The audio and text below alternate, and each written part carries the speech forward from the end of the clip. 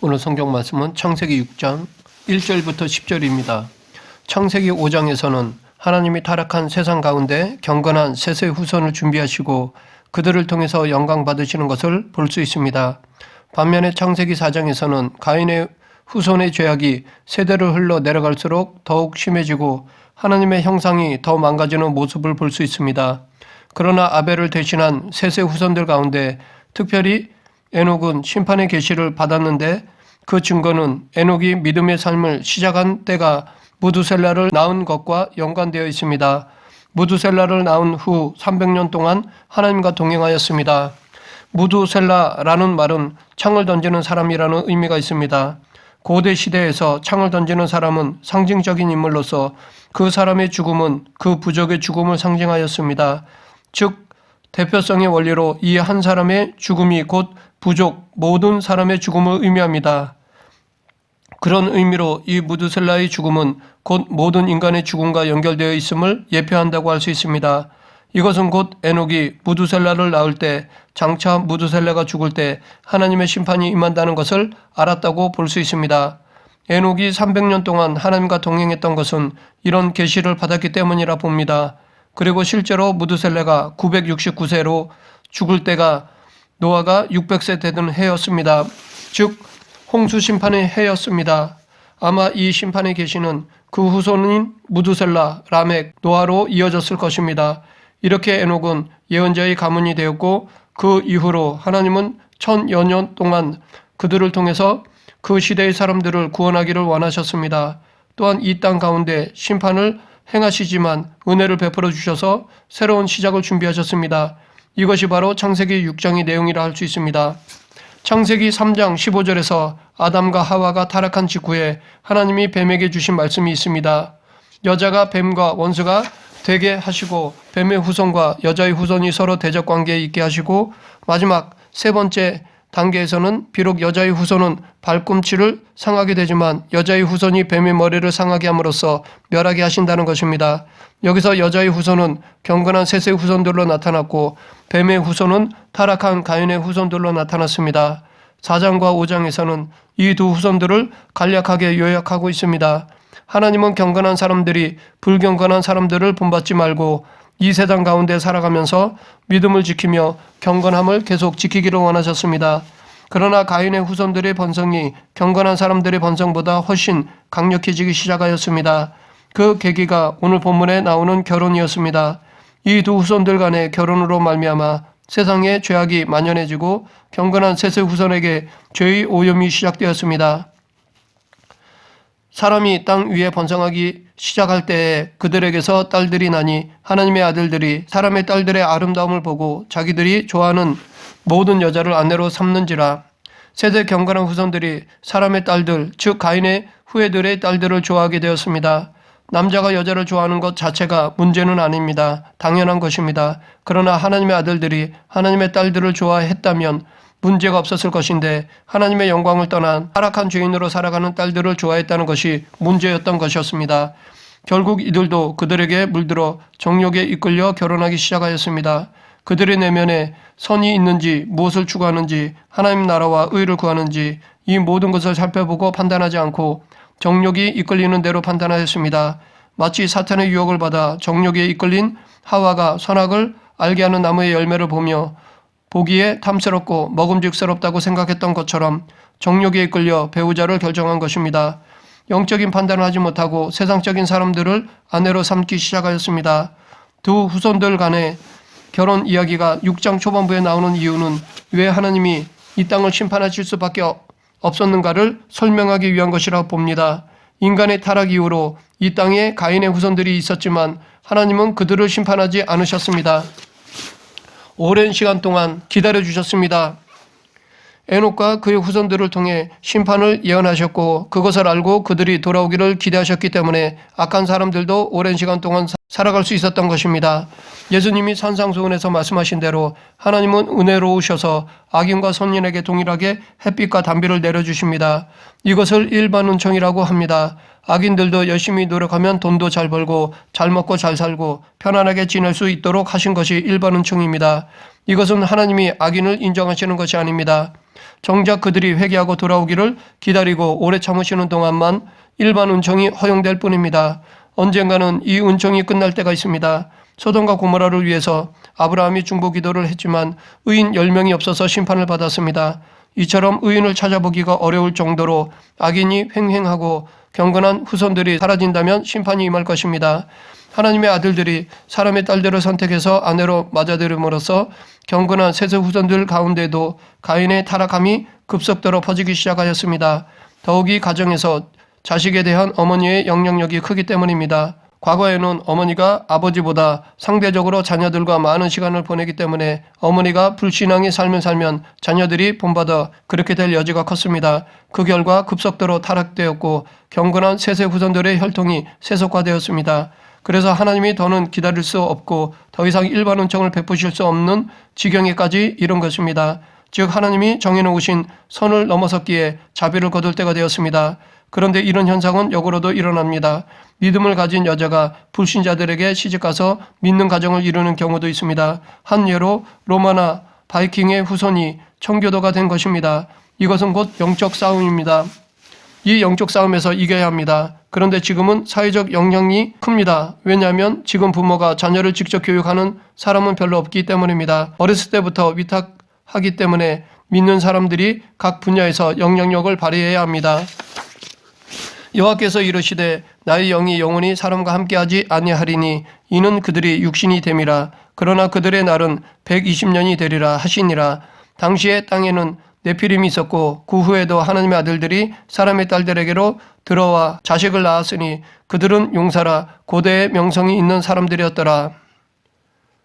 타락한 인간에 대한 하나님의 조치는 먼저 당신의 영을 사람의 육체 가운데 더 이상 두지 않는 것이었습니다. 그런데 하나님의 영을 거두시고 육체는 육체대로 되돌아가게 하시겠다는 것은 이미 아담과 하와가 타락한 직후에 결정된 것입니다. 그런데 여기서 다시 반복해서 말씀하시는 것은 이제 그날을 구체적으로 밝히기 위해서입니다. 즉 그들이 다시 흙으로 돌아갈 날이 120년이 남았다는 것을 말씀하시기 위해서입니다. 이 타락한 세상 가운데 살아있는 사람들의 날이 앞으로 120년밖에 남지 않았다는 것입니다. 그들이 이 땅 가운데서 자기가 하고 싶은 대로 선택하며 먹고 마시며 정욕에 이끌려 아내와 남편으로 맞이해서 번성하며 살지라도 그들이 이 땅에 살 수 있는 날은 120년밖에 남지 않았다는 것입니다. 이 기간이 지나면 하나님이 그 땅을 심판하신다는 것입니다. 이 구절에서 하나님의 아들들이 얼마나 타락했는지를 보여주는 말이 나오는데 그것은 바로 네피림입니다. 네피림은 그 정확한 뜻을 알기가 어렵지만 많은 학자들이 이와 유사한 히브리어 동사를 찾아보니 이 말은 덮치다, 떨어뜨리다 라는 뜻을 가진다고 합니다. 이 말의 의미는 평화롭게 살고 있는 사람들을 덮쳐서 그들을 폭력과 살인과 강포로 지배하고 자기의 힘을 의지해서 정복하려는 사람들이라는 것입니다. 그렇기 때문에 여기서 이들을 용사라고 하는 말은 좋은 의미에서의 용사가 아니라 나쁜 의미로 말한 것입니다. 폭력을 의지해서 살아가고 그것을 자랑스럽게 생각하고 보람으로 여기는 사람을 네피림이라고 한 것입니다. 민수기에서도 이스라엘 백성들이 가나안 땅을 정탐했을 때 10명의 정탐꾼으로 하여금 간이 녹아내리며 두려움에 사로잡히게 했던 사람들이 바로 이 네피림이었습니다.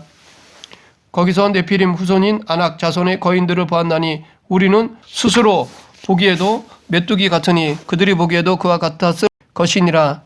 바로 이 네피림이 하나님의 아들들과 사람의 딸들을 통해서 이 세상에 등장하게 되었습니다. 셋 자손의 타락으로 말미암아 자신의 힘과 폭력을 의지하며 자랑하는 사람들이 세상을 지배하는 시대가 되었습니다.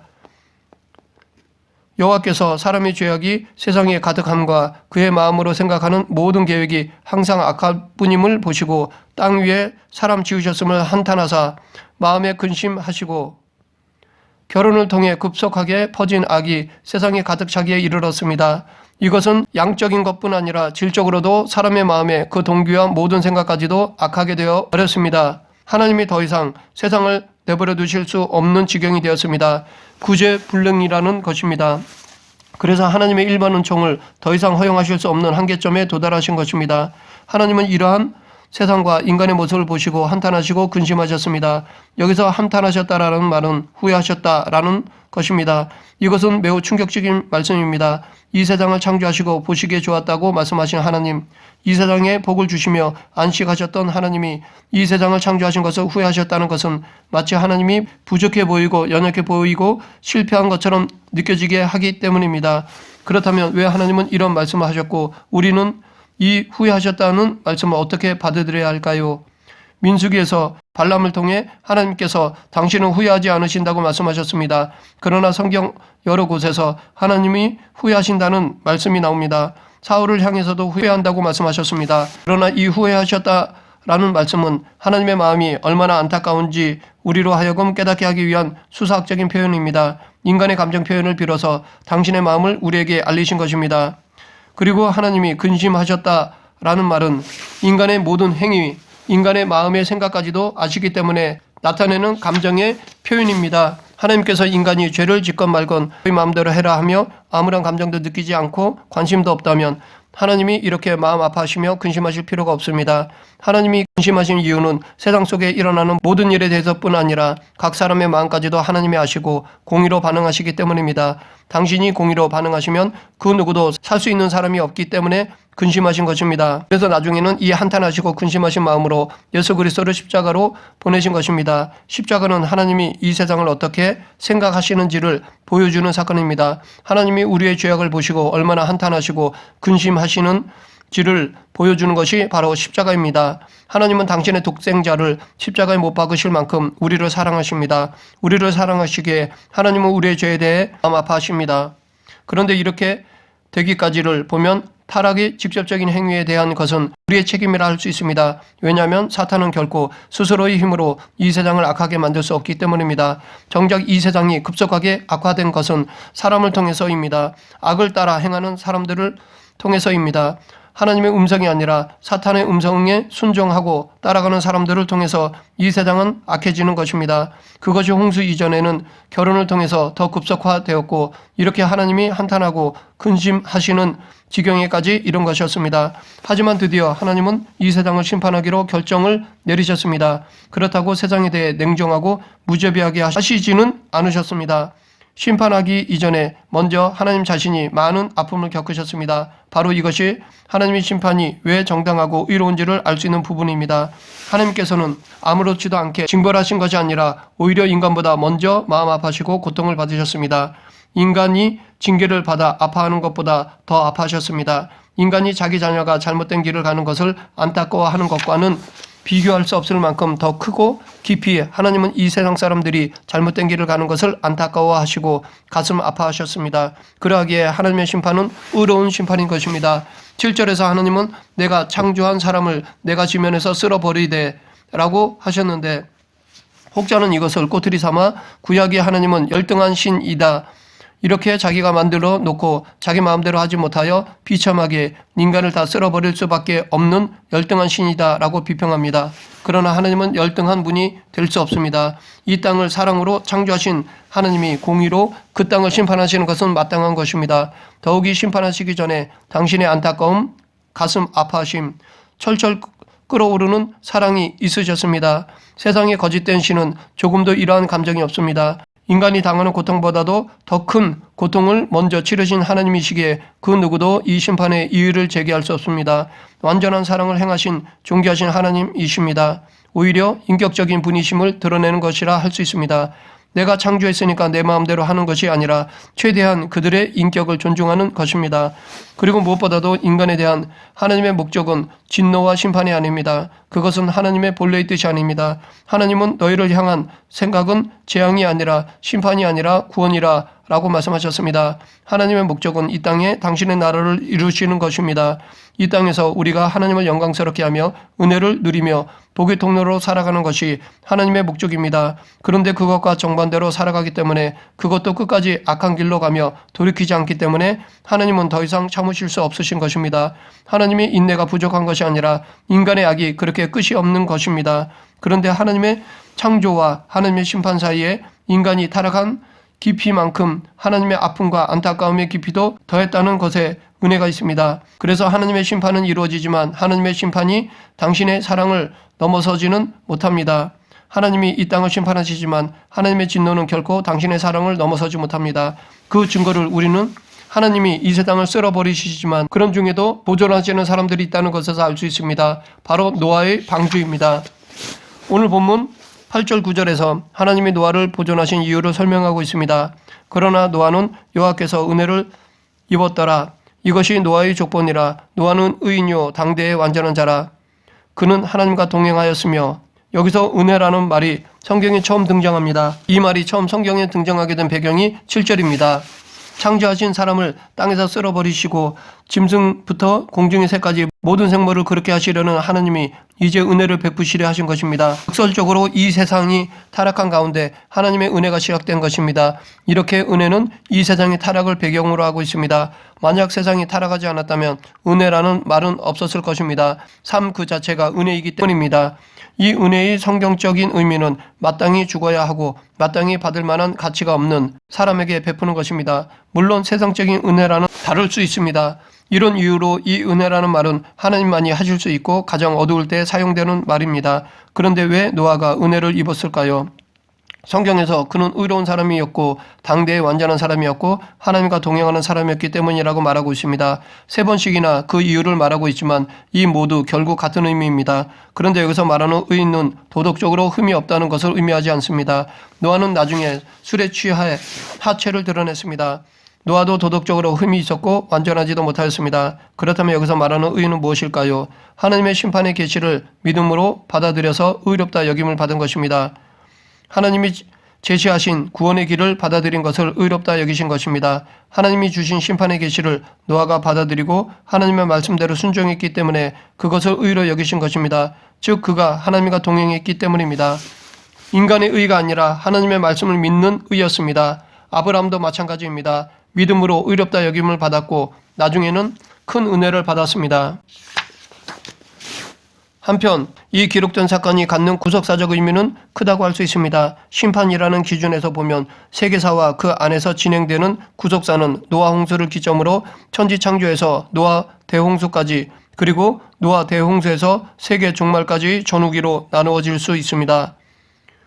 그 전환점이 되는 노아 대홍수는 한편으로는 끝끝내 타락하는 인간의 죄악사를 마침내 응징하시는 하나님의 심판인 동시에 다른 한편으로는 일시적으로 모든 악을 깨끗이 정리하시고 방주라는 구원의 방법을 통하여 인류에게 새로운 역사를 만드시는 것이라 할 수 있습니다. 그러나 노아 홍수 이후에도 인간은 거듭하여 타락의 길을 걷고 있는 것을 성경이 증언하는 바요 우리가 목격하고 있는 분명한 사실입니다. 그렇기 때문에 이 노아 홍수 심판은 노아 이전 시대의 죄악에 대한 중간 심판적 성격을 지니며 또한 최종 심판의 예표임을 보여준다고 하겠습니다. 그렇기 때문에 모든 인간은 노아 때의 홍수가 필연적이었던 것과 마찬가지로 그리스도 재림 시 필연적으로 임할 불심판을 믿고 준비해야 할 것입니다. 경각심을 가지고 스스로를 하나님 뜻에서 벗어난 길을 걷고 있지는 않은지 성찰해 보아야 합니다. 인간이 홍수의 심판에서 구원을 받을 수 있는 유일한 방법이 하나님의 심판 경고를 받아들이고 하나님의 명령에 따라 방주를 만들어 그 방주 안에 들어가는 것이었듯이 종말의 날에 있을 불심판에서의 구원도 심판이 반드시 임할 것이라는 경고를 믿고 방주가 예표하는 교회의 일원이 되어 하나님의 충성스러운 종이 되는 것입니다. 말씀을 맺겠습니다. 주님께서는 당신이 이 세상을 심판하기 위해 다시 오실 때의 세상의 모습이 노아 때의 모습과 같을 것이라고 하셨습니다. 그런데 오늘날 우리가 살고 있는 이 시대는 노아의 때와 별 다를 바 없이 되어가고 있습니다. 따라서 세상 것을 살아가고 있는 우리는 더욱 경건하게 세상 사람들과 구별된 삶을 살아야 하겠습니다. 그럴 때만이 우리는 구원받은 노아와 같이 하나님의 은혜를 입어 하나님의 최후의 심판으로부터 구원을 얻게 될 것입니다. 이 시대에 노아처럼 새로운 소망의 통로가 되는 성도가 되길 그리고 교회가 노아의 방주 역할을 하는 교회가 되길 간절히 축원합니다. 기도하겠습니다. 사랑과 은혜가 풍성하신 하나님 아버지 사랑과 은혜가 풍성하신 하나님 아버지 지금 이 시대에는 마지막 때라고 이렇게 다시 말하고 있습니다. 하나님 이럴 때일수록 저희들은 늘 말씀에 깨어 있어서 진정 과거에 계속 노아가 하나님 말씀에 깨어서 구원을 받은 것처럼 저희들도 이 시대에 깨어있는 자가 되어서 구원받는 모든 그리스도인이 되게 하여 주시옵소서. 예수님 이름으로 기도드립니다. 아멘.